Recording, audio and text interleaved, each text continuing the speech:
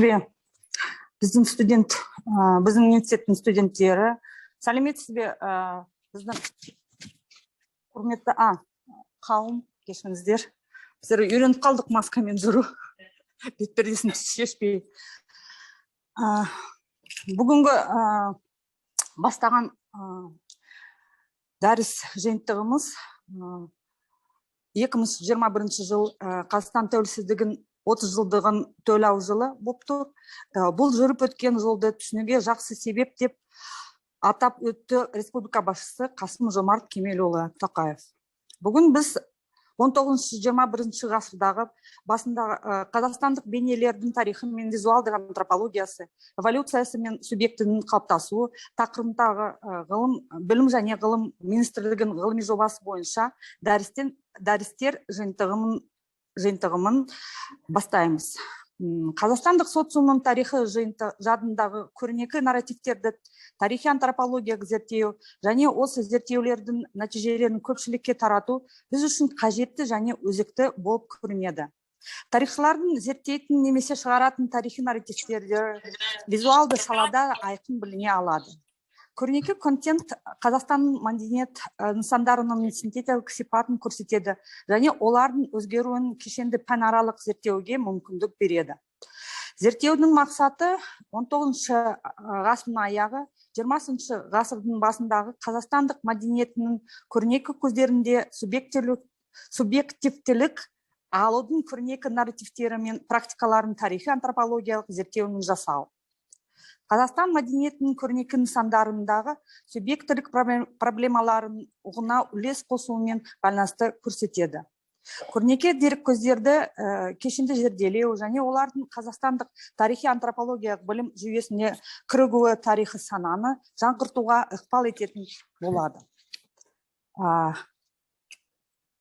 Уважаемые студенты, уважаемые коллеги, кто подключился к нам онлайн, в Zoom, я рада приветствовать и хотела бы предварить немного информации о проекте.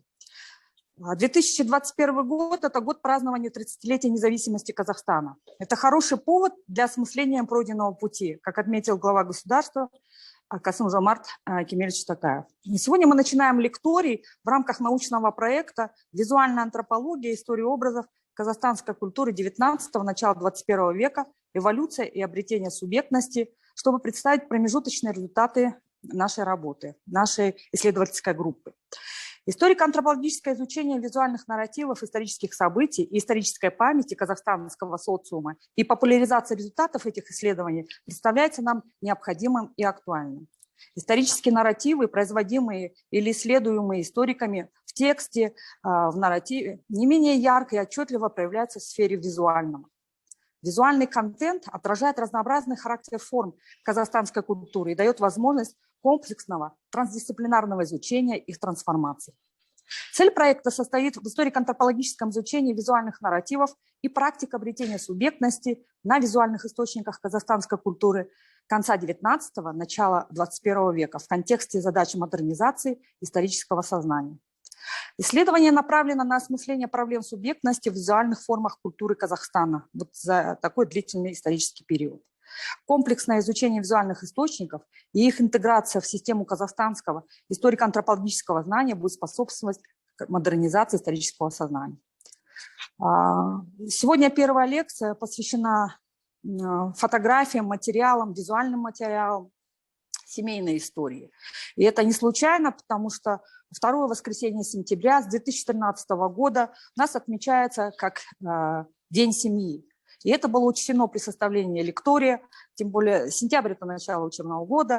И чтобы начать вот с такой общей, большой и интересной темы, которая вроде бы знакома, но вместе с тем в ней как раз есть интересные аспекты, о которых сегодня вам как раз и расскажет PhD-доктор, наш преподаватель, участник проекта Дарья Булатовна Асымова.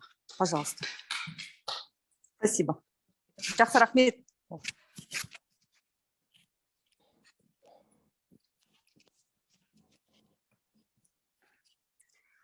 Құрметті студенттер, құрметті Zoom-ға қосылып отырған қауым, жаңа Теңізбек Тоқтарбековна айтып кеткендей, біздің бүгінгі дәрісіміздің тақырыбы 20 ғасырдағы отбасы тарихы, визуалды деректердегі көрінісі. Сонымен отбасы. Отбасы мемлекет ішіндегі мемлекет. Кез келген адам үшін отбасы қамқорлық пен сыйластықтың мекені. Қазақ елі үшін отбасы қашанда туысқандық байланыстары жоғары бағаланатын, салиқалы ұрпақты тәрбиелеп шығаратын әлеуметтік институт ретінде қабылданып келді. Қазіргі таңда отбасындағы заманауи өзгерістер мәселесін көтеріп жүрген зерттеулердің көбісі отбасыны қоғамдық ұяшық, яғни саяси әлеуметтік өзгерістердің бейімделу ортасы ретінде саясаттанушылар, қоғамтанушылар, әлеуметтанушылар қарастырып келеді. Дегенмен де, соңғы кездері отбасылық тақырыпты зерттеп жүрген гуманитарлық зерттеулерде көбейіп келе жатыр. Тәрбиелі отбасылық құндылықтардың бірі ол естелік сақтау.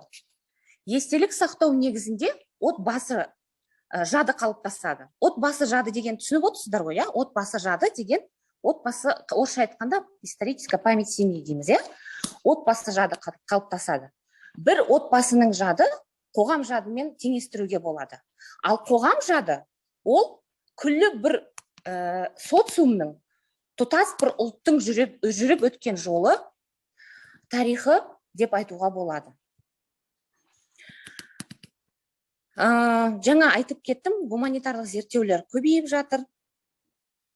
Сол себепті бүгінгі тақырып, қозғалып отырған тақырыбымызда гуманитарлық саласында көтеріліп отырған іргелі мәселелердің бірі. Сонымен құрметті студенттер, қосылып отырған қонақтар, құрметті магистрант, докторанттар, әріптестер, бүгінгі дәрісіміздің мақсаты отбасылық суреттерге тарихи мәнмәтініндегі зерттеулер жүргізу арқылы отбасылық естеліктер сақтау құндылықтарын дәріптеу мен үгіт насихат жасау. Бүгінгі дәріс тарих білім бағдарламасының студенттері, яғни сіздер үшін, құрметті студенттер, магистранттар, докторанттар, сонымен қатар мәдениет саласының қызметкерлері, музей, архив қызметкерлеріне, сонымен қатар тарихи фотоларға қызығатын көпшілік үшін арналады.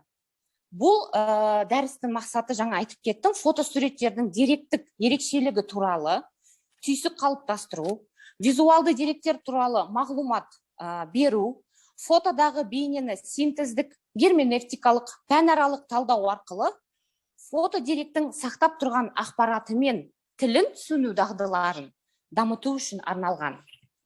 20-21 ғасырдағы ғылым саласындағы антропологиялық бетбұрыс, ал нақтырақ айтсам, визуалды антропология әлемде гуманитаристиканың жаңа зерттеу бағыты ретінде 20 ғасырдың 60-70 жылдары қалыптаса бастайды.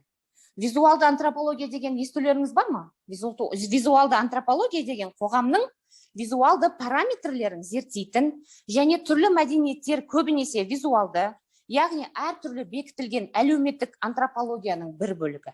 Визуалды эскиздер, фото бейнелер, фильмдер және видеофильмдермен қоса әртүрлі тәсілдермен бекітілуі мүмкін.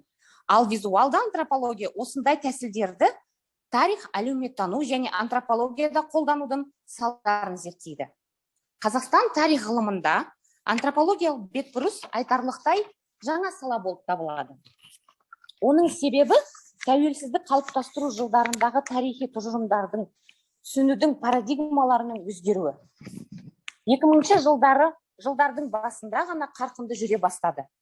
Шетелдік тарихшы зерттеушілердің әлеуметтік зерттеулер, микротарих, визуалды бағыттың отан тарихи мәселелерінің жаңа қырынан зерттеу қажеттілігінен туындап, және де болашақта жетекші салаларының позицияларына ие болу әбден мүмкін. Оның себебі 21 ғасыр адамының басты ресурсы ол не? Қалай ойлайсыздар? Уақыт, Ал уақыттың тапшылығынан адам оқып танығаннан көрі қалай қабылдайды тез?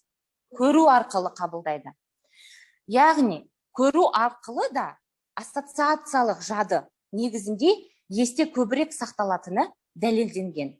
Яғни визуалды антропология бағыты қоғамдық жадыны бейнелер мен ассоциациялар негізінде қалыптастыра алатын ғылыми бағыт.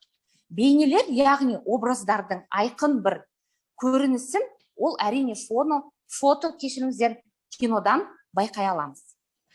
Қазақстанның тарих ғылымында технотронды құжаттар дейміз. Технотронды құжаттар дегеніміз жаңа атап өткен фото, видео, бейнелерді біз технотронды құжаттарға жатқызамыз.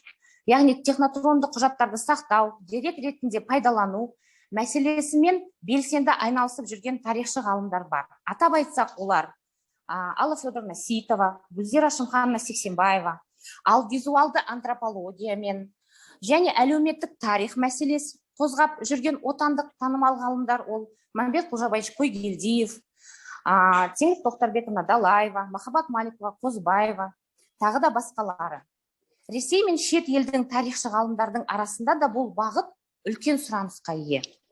Атап айтсақ, Маргарет Мид визуалды антропологияны ғылыми аренаға әкелген ғалым, Роберт Гарднер, Ресейде Ларина, Магидов, Обухов және де тағы да басқалары.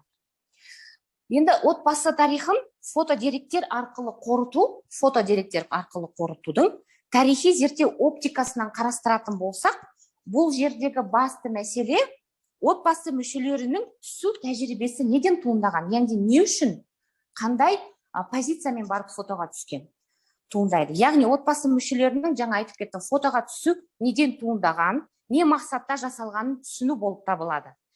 20 ғасырда түсірілген отбасылық суреттерде тарихи антропологиялық талдау жүргізу барысында ең бастысы фотолардың кезеңдік дамуына, ерекшелігіне, топтамалық мағынасына мән берілді.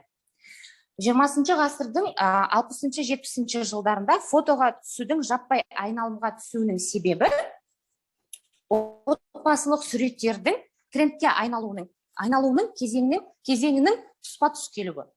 Отбасылық суреттерді жинап және сақтау алғашында қызық ойын ретінде қабылданды. Оның себебі 20 ғасыр жалпы фотоға түсудің тәжірибесі қалыптасқан кезең болып есептелінеді. Кейіннен отбасылық суреттерге түсу дәстүрге айналды. Отбасы болып арнайы фото ательеге барып түсу тәжірибесі кеңінен тарайды. Туған күн, мереке мен той, отбасы болып демалыс орындарына жүрген сәттерге, суреттерге түсу тәжірибесі орныға бастады күннен күнге. Ал бүгінгі күнмен байланыстыратын болсақ тақырыбымызды, құрметті тыңдаушылар, заманауи отбасылық суреттердің фотоға түсу инфрақұрылымы, яғни цифровизация дейік, мысалға, инфрақұрылымы мүмкіндігі көбейген. Фото дәл қазір сіз мен үшін ол бір өнер ретінде қабылдауға болады. Себебі түсу тәжірибелері, жеткізу формалары өзгерді. Дегенменен фотоға түсудің мақсаты мен мүддесі бір. Ол отбасылық естелік қалыптастыру. Отбасы тақырыбындағы фотоларын бірнеше топқа бөліп қарастыруға болады. Біз жоба аясында, ғылыми жоба аясында жинақталған суреттерді бірнеше топқа бөліп қарастырдық. Бірінші, ол Ұлы Отан соғысына дейінгі суреттер, яғни бұл жердегі суреттердің саны көп емес, және де көбісі тапсырыспен түсірілген. Екінші топ, ол Ұлы Отан соғысынан кейінгі суреттер, саны көп емес, тапсырыспен түскен фотолар мен қатар ательеге отбасымен барып түсу тәжірибесі қолдана басталған уақытқа сәйкес келген соң, отбасылардың жеке қорындағы, яғни қолдағы суреттерді көруге болады. Үшінші топ, балалар түскен фотолар, мына жерде арасында көрген боларсыздар, балалар түскен фотолар көп мөлшерде кездеседі 20 ғасырдың фотоларының арасында. Себебі балаларды барлық мерекеге фотоға түсіру тәжірибесі кең таралған. Төртінші тобымыз ол танымал тұлғалардың отбасылық суреттері архивтермен арнайы жинақталған. Қазіргі таңда архивтерде танымал отбасы тақырыбындағы қорлар аз емес. Оның себебі кене заманындағы үлгілі тұлға, үлгілі отбасы ретінде, қоғам арасында өмір сүру шаблоны ретінде үгіт насихат кең таралғандықтан, танымал әнші, жазушы, композиторлар Тағы да басқа өнер саласы мен ғалымдардың отбасылық суреттерінің жеке қорлары бар. Және де соңғы топ бөліп жарған ол отбасылық тынысындағы сурет. Тынысындағы деген түсініп отырған шығарсыздар, иә, күнделікті өміріндегі суреттер 70-ші жылдардан кейін кең таралды. Ол отбасы үйде, демалыста, және де басқа да бірге уақыт өткізген кездегі суреттер. Енді мынау бізде қазіргі таңда жоба бойынша, құрметті тыңдаушылар, жоба бойынша біраз коллекция жиналды. Ол коллекцияның барлық суреттері архивтан, музейлерден алынған жоқ. Ол коллекцияның барлығы жай жаңағы жарнама беру арқылы, бірін-біріне ақпарат жеткізу арқылы жинақталған жеке коллекциялардан тұрады. Жиналған жеке коллекцияға көз жүгіртетін болсақ, бұл суреттен жаңа айтып кеттім, архивтан алынбаған ғылыми жоба негізінде қазіргі таңда әлеуметтік желілерде бізде әлеуметтік желілерде жоба бойынша парақша ашылып, сол парақшаға суреттер қойылып, және де барлық ақпарат суретті жинау бойынша сол жаққа орналастырылған. Ол не мақсатта жасалып жатыр? Бұның мақсаты қазір, былайша айтқанда, үйлеріңізде жатқан фотосуреттерді цифрландыру арқылы болашақ ұрпақтарға жады сақтау. Бірақ фотоны жинақтау барысында көптеген кедергілерге кездестік. Ол бірінші кедергі, барлық адамдар бірден фото өткізуге бармайды. Көбісінше фото өткізетін үлкен буын отандастарымыз, ағаларымыз, апаларымыз, ал жастар, мысалы сіздер сияқты, мындай ғылыми жобаға, болашаққа жаңағы цифрландыру жасап, фотоларды сақтау мақсатында фото өткізуге жүгірмейді, тез асықпайды. Оның себебі біз ойымызша, қазір сіздердің әрқайсыларыңыз әлеуметтік желіге тез қосыла аласыздар, оны емін-еркін пайдаланасыздар, және де әркім өз парақшасына өзінің отбасы туралы тарихын жаза алады. Біз оны сонымен байланыстырып отырмыз. Дегенмен де ол әлеуметтік парақша бір күні жоқ болып кетуі мүмкін, немесе қолданыстан түсіп, сіз оның логин мен паролін ұмытып қалсаңыздар, ол тіпті фото қайтусыз қалады. Сол себепті біздің жобаға осындай суреттерді өткізуге шақырамыз. Жаңа суреттердің фокусына назар аударсаңыздар, отбасы біздің қоғам үшін қандай болды деген сұрақ туындайды. Отбасы біздің қоғам үшін ол тек қана ерлі зайыптардан тұратын қоғам емес. Отбасы біздің қоғам үшін ол туысқандық қатынасы бар, үлкен бір топтан тұратын үлкен қоғам, былайша айтқанда, кішігірім қоғам. Біздің жинақталған суреттердің өзінен де көріп отырсыздар, жаңағы айтып кеткендей топтарға жатқызылады. Ұлы Отан соғысына дейін, Ұлы Отан соғысынан кейінгі, той, мереке, содан кейін ательеге барып суретке түсу тәжірибесінен, демалыс алаңдарында түсу тәжірибесінен көрсетілген. Бұл суреттердегі жалпы естелік құндылықтар, мен жаңа айтып кеттім, күннен күнге артылып келе жатыр. Оның артылып жатқан себебінің бұл суреттердің күннен күнге жоқ болып кетуінің себебі, цифровизация жасалынбаған, ал мына суреттерге дәл қазір цифровизация жасалынып, олар біздің жоба негізінде сақталып тұр. Құрметті студенттер, құрметті тыңдармандар, бір ақпарат айта кетуге рұқсат етіңіздер. Алматы қаласының осы музейінде жеке қорына осындай суреттерді тапсыруға болады. Осы суреттерді біз болып, сіз болып жинақтау барысында біз қоғамымыздың отбасылардың сақтауға үлесін қосамыз деп айтқым келеді. Қайтадан суреттерге оралатын болсақ, LED экрандағы байқаған боларсыздар, балаларсыз түскен фото өте аз. Немесе балаларды бөлек фотоға түсіреді. Яғни біздің қоғамдағы басты құндылық ол отбасының жалғасы, ұрпағы, ол болашақ ұрпағы, яғни өзінің болашағын суретке түсіру өте бір үлкен күрделі қарастырылып, және де сол жүзеге асырылатын. Жинақталған суреттерді микротарих тұрғысынан қарастыратын болсақ, қоғамның ортақ кезеңдік тарихи портретін қалыптастыруға зор мүмкіндік берді. Ол яғни фотоға түсу жалпы тәжірибесі, жаңа айттым, мүддесі де мақсаты да сол фотоны түсу арқылы отбасының жадын сақтау, отбасы жады туралы ақпаратты бір-біріне жеткізу, және де болашақта оны болашақ ұрпаққа көрсету.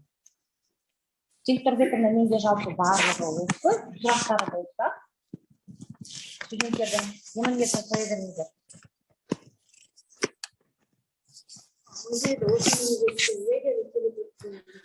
Рахмет сұрағыңызға. Міне біздің студентіміз сұрақ қойып жатыр. Жалпы фото өткізетін болсақ, осы сурет музейде өткіземіз ба, жоқ бізде өткіземіз ба? Оны өзіңіз шешсеңіз болады. Бізде өткізсеңіз болады. Немесе осы Алматы музейінде жеке қор ашылады. Отбасы тарихы қорына жинақтасақ болады. Кейін болашақта сіздер, әлі мүмкін ол курстарды өтпеген боласыздар, сол фотоларды бірге өңдеп, бірге тарихи жағынан оны деректік мағынасына түсініп беруге болады, зерттеуге болады бірге. Тағы да сұрақтарыңыз бар ма? Тапсырған кезінде аккредитацияны тапсыру керек. Ол яғни фотография алып келіп тапсыру емес.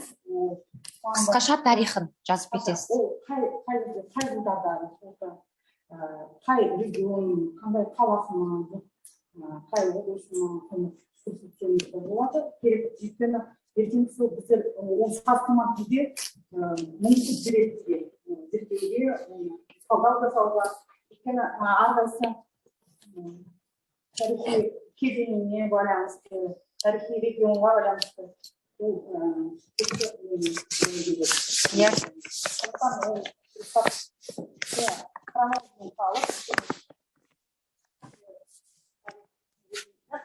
Тарихшылар.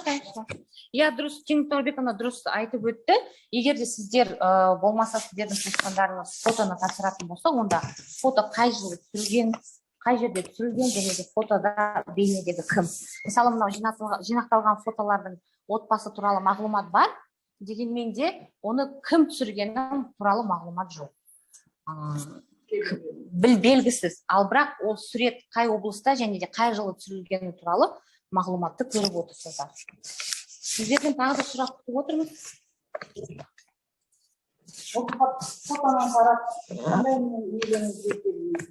Қандай тұжырымдар, қорытынды және де қандай ой бар сізде, қандай ой түйсік қалыптасты? Жалмаймыз, сөйлеп үйренеміз.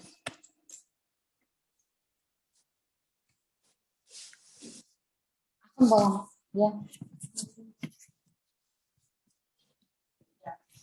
түсінікті болды ма, түсініксіз болды ма?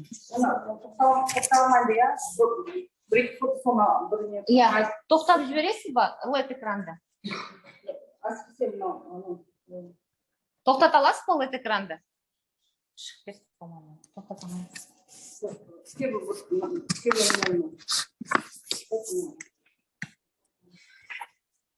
Жалпы енді жақындайсыз ба?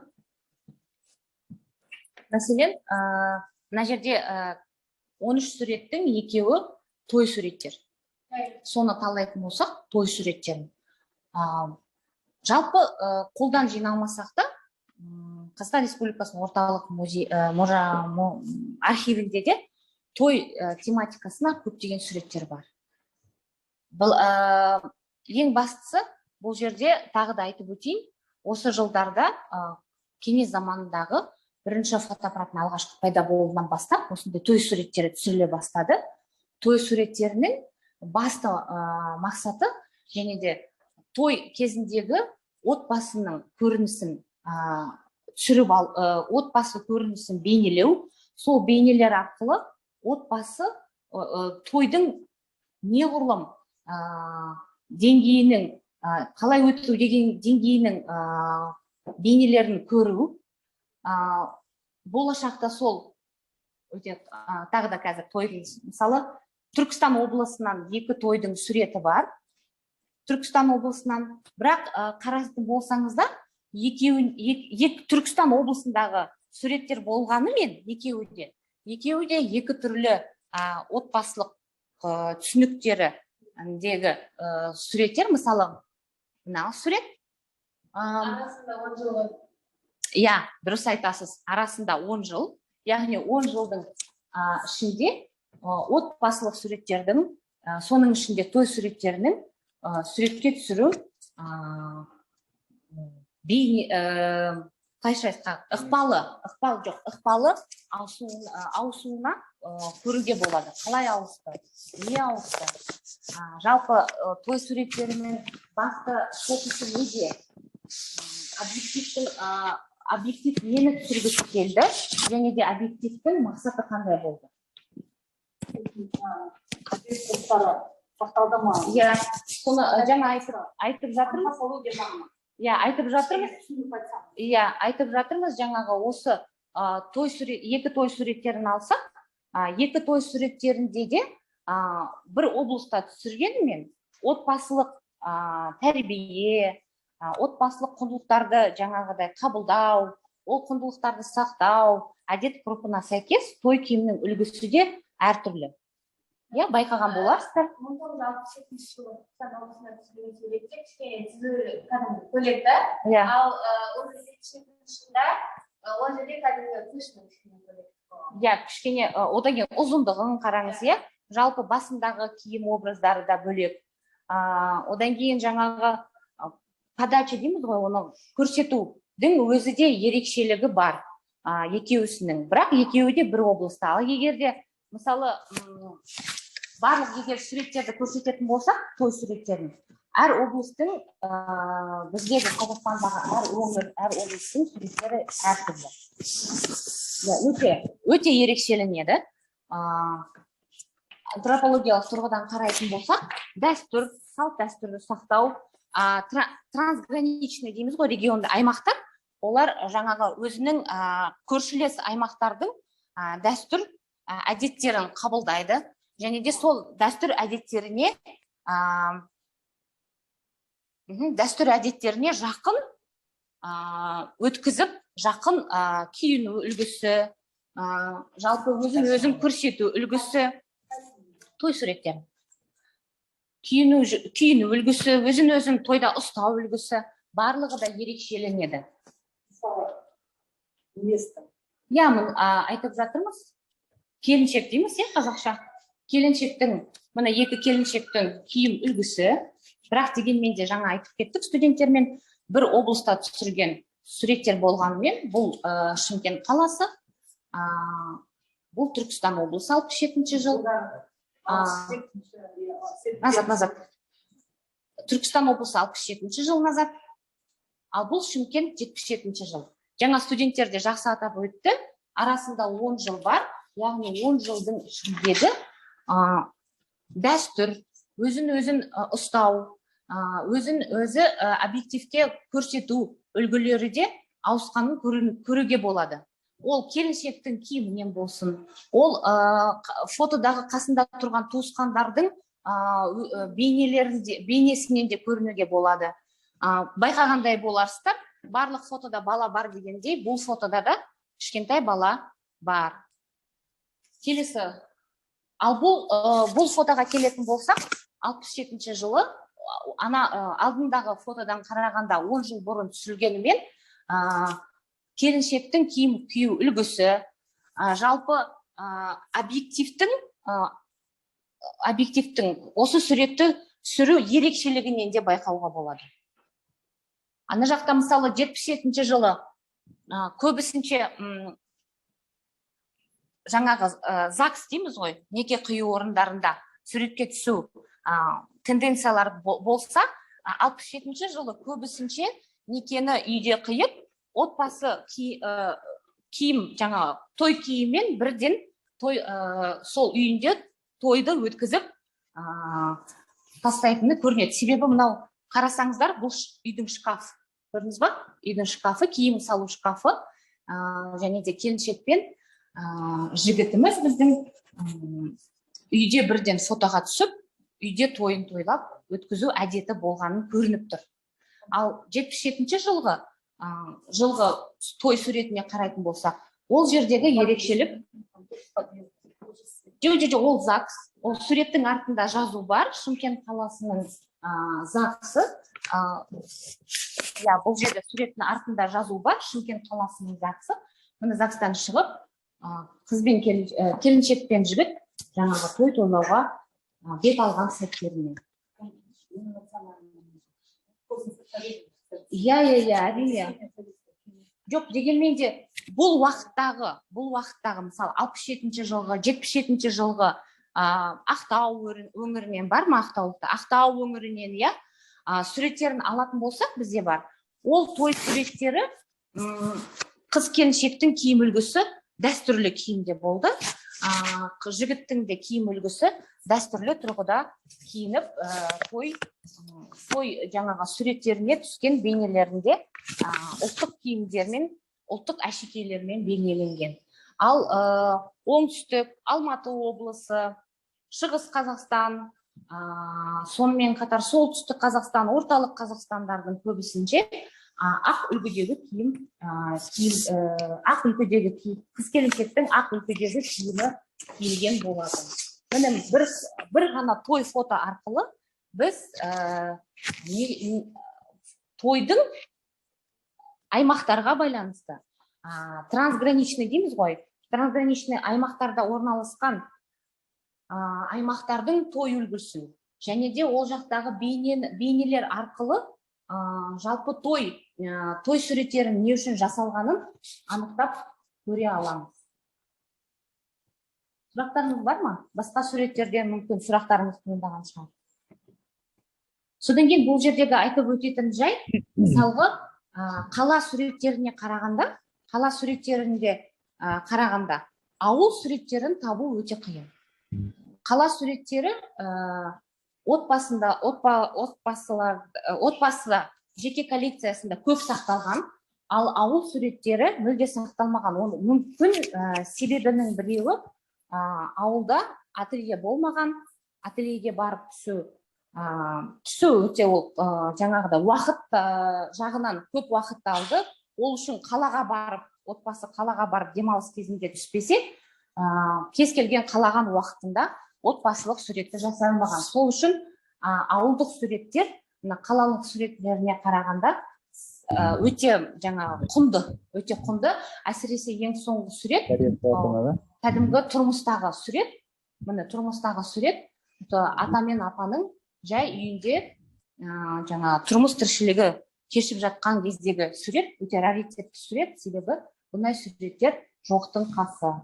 Сіздің сұрағыңыз сол замандарда кесіп ғой, ой санатында суретке түсу харам деген сияқты болған. Мен өзімнің үлкен атам сол суретке түсіріп отырғанда болғанда, бірақ ол кісі өзінің убеждениесін түспеген. Дұрыс айтасыз. Кейбір отбасылар бар суретінде өткізгісі келмейді, себебі жаңағыдай ойлармен, қағидалармен.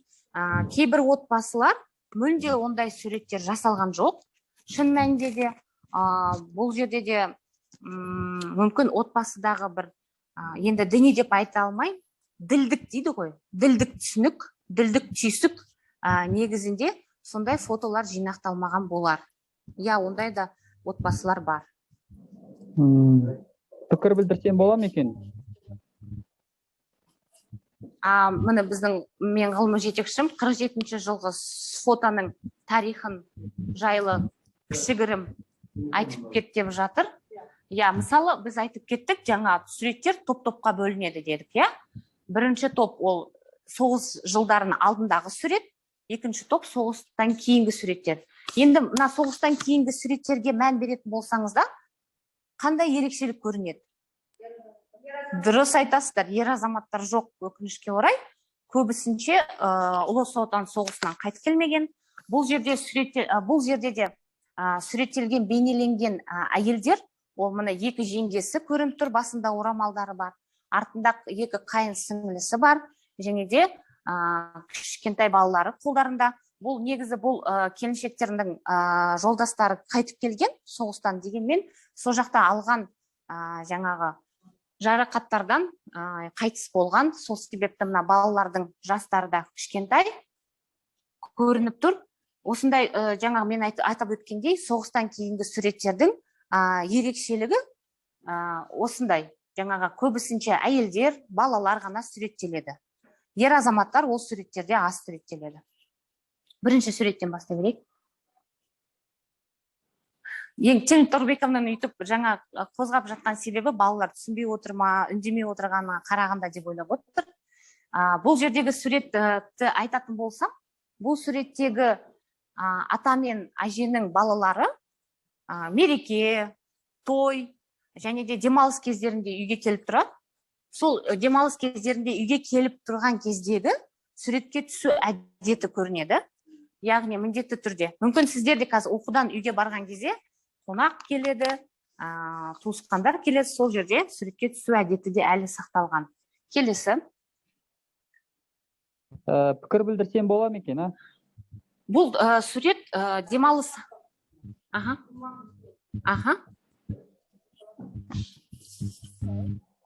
Естіліп тұр ма, кешіріңіздер?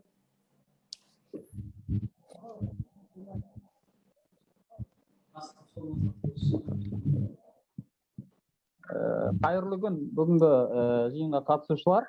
Неге естілмейді? Даусыңызды қаттырақ шығарасыз ба? Естіліп тұр. Даусыңызды қаттырақ шығарасыз ба? Естіліп тұр ғой, даусым. Енді естілді. Енді естілді, иә. Тақырып өте қызықты. Жалпы отбасы туралы болып жатыр, отбасылық суреттер. Мен бір кішігірім пікір білдірейін дегенмін, рұқсат болса. Бүгінгі тақырыпқа байланысты. Жалпы енді отбасылық суреттер туралы айтып жатырсыздар ғой. Негізі бүгінгі таңда, қазіргі кезде бұндай мәселе мүлдем жоқ деп айтуға болады.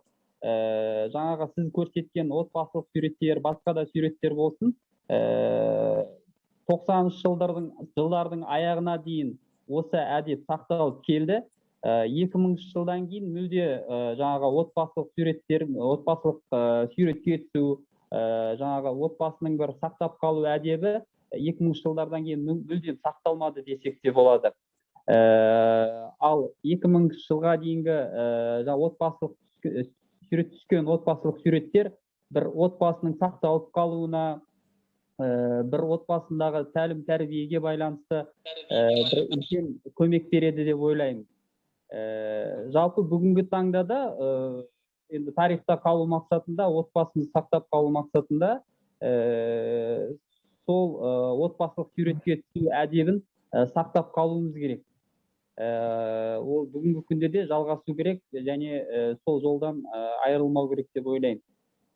Жалпы менің осы білдірейін деген пікірім осы. Жақсы, сізге үлкен рахмет. Үлкен рахмет ойыңызға, тілегіңізге. Мұнда қосылып отырған қонақтарымыздың тағы сұрақтары бар ма екен?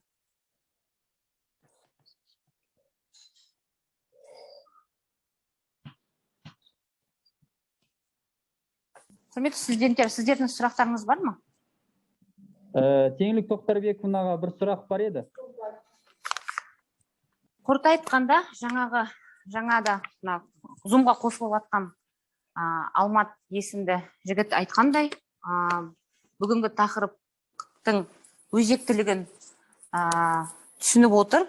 Бүгінгі тақырыптың өзектілігі ол отбасы жадын қалыптастыру жолындағы фото әдет ғұрпын сақтау, фотоға түсу әдет ғұрпын сақтау, және де фотоны біз антропологиялық дедік, микротарихтық, герменевтикалық зерттеу арқылы жалпы отбасылық фотоға түсудің тәжірибесін ұғыну.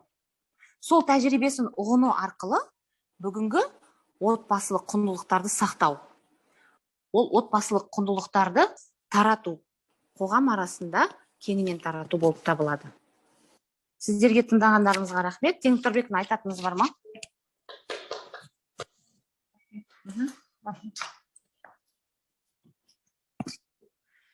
Енді бүгін бірінші лекциямыз бітті, бірақ ары қарата біздер 2 апта лекцияларымыз болады, бірақ лекцияларымыз Zoom арқылы тыңдай аласыңдар. Келесі уже осы сенбі күні профессор Абулхожин Жұлдызбек Бекмухамедович орыс тілінде болады, тоже более серьезные методологические содержания изучения субъектности казахстанской культуры, исследование исторической памяти, это известный специалист. Затем можно прослушать это лекции профессора Султангалиевой, одного из крупных специалистов наших, который открывает новые темы по новой социальной истории и включает уже новые интересные визуальные материалы по истории казахского чиновничества.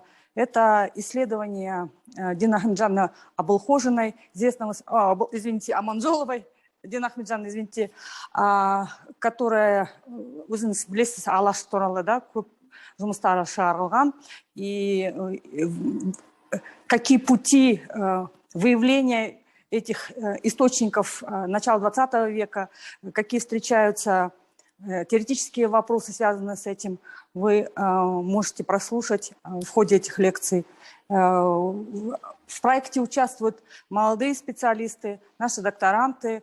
Это Крупко Игорь, который уже неоднократно выступал со своими статьями, со своими лекциями, участвовал во многих уже конференциях и научных семинарах, которые представит интересных 2 доклада, на мой взгляд, где можно познакомиться с формами и типами визуализации, проявляющейся в исторической памяти Казахстана. И завершать будет лекцию, и ең соңында қазақ тілінде тағы бір лекция болады, ол Калиева Бекзат, қазақстандық мектеп оқулықтарында,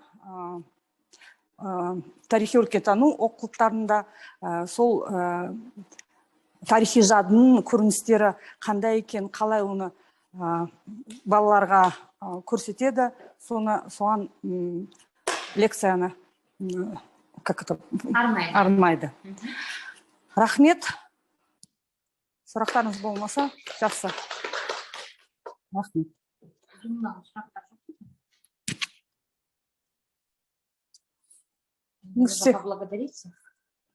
Рахмет бәріміз, рахмет бәрі кіргендеріңізде. Келесі сенбі күні қосылыңыздар. Енді көбісі сол Zoom форматында өтеді. Бірінші күні енді біздің музей, Алматы музей кеңесінде, мекемесінде өткізіп жатырмыз. Өткіздік енді, бітірдік. Рахмет.